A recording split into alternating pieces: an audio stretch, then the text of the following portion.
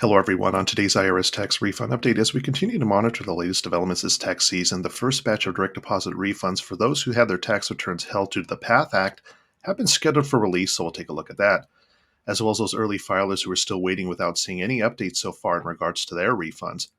Meanwhile, we're already getting some reports of refund delays, so we're going to recap some of the reasons behind those and some of the new IRS notices being sent out as a result. Starting off with developing news, as we receive multiple reports from viewers who've had their tax returns on hold due to the PATH Act, have seen an update to their tax transcripts with a scheduled refund release date of Wednesday, February 22nd, as confirmed by the tax transcripts seen here. We received word from those with tax transcript cycle codes ending in 05, 01, and 04. They're now seeing the 846 refund code. However, some noted they're still not seeing an update when checking their refund status results on the IRS website. Now, it should be noted in numerous instances last year, the IRS Refund Status Tracker, also known as Where's My Refund, did not provide the most up-to-date information about tax processing, and in a number of cases never updated even after a taxpayer in fact received their refund. So it is continued to be recommended to check your tax transcripts for the most up-to-date information. For those who do not know how to access their transcripts, we provided step-by-step instructions in a previous video.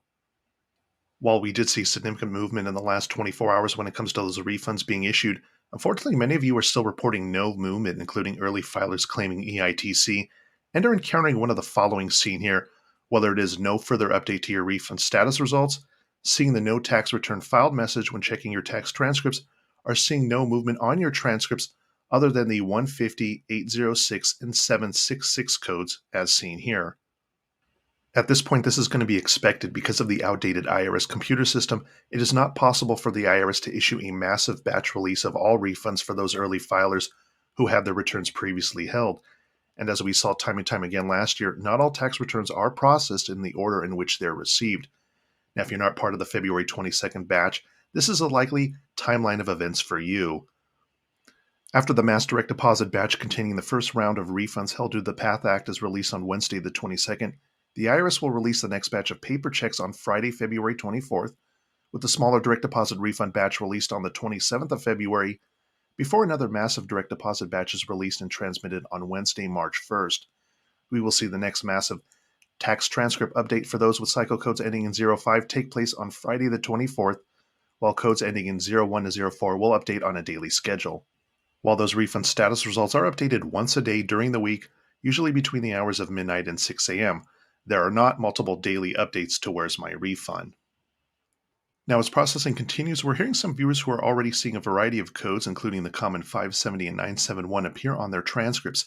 Now, 971 represents a notice the IRS is sending you, and if you do not receive it within 2 weeks of the listed date on the transcript, it is suggested you reach out to the IRS or taxpayer advocate to determine what the letter was in regards to, as it could possibly contain information in regards to the holding of your refund.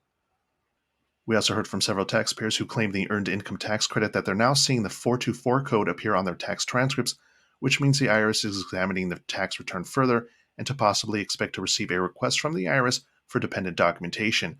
Last year, 42% of those who did or who were supposed to receive such requests never responded to them, which means the IRS did not grant them the EITC as a result and close the audit, so it is very important to respond to such requests. That request will come in the form of the CP75 or CP75A notice as seen here. Now, it has to be noted that not all those claiming EITC or ACTC will receive this notice, but there are those who will. You will see the specific documentation the IRS is requesting, and it is highly recommended to speed up the process to fax them the requested items. You can do so by scanning the requested documents in PDF format and using an e-fax service, some of which are free. Taxpayers this season also report receiving the 5071C letter requesting ID verification. Now, this must be completed if asked in order for the IRS to continue processing that tax return. Most of the time, ID verification can be completed online. Now, verifying your identity is one step, but answering the tax return questions is the second step if you're part of this impacted group and must be completed as well in order for the hold on your return and refund to be lifted. Let us know in the comment section below about your ongoing tax return or tax refund issue. In the meantime, we'll keep monitoring the situation for further developments, so make sure to click on the thumbs up and subscribe button below for future updates on this channel, and thanks for watching.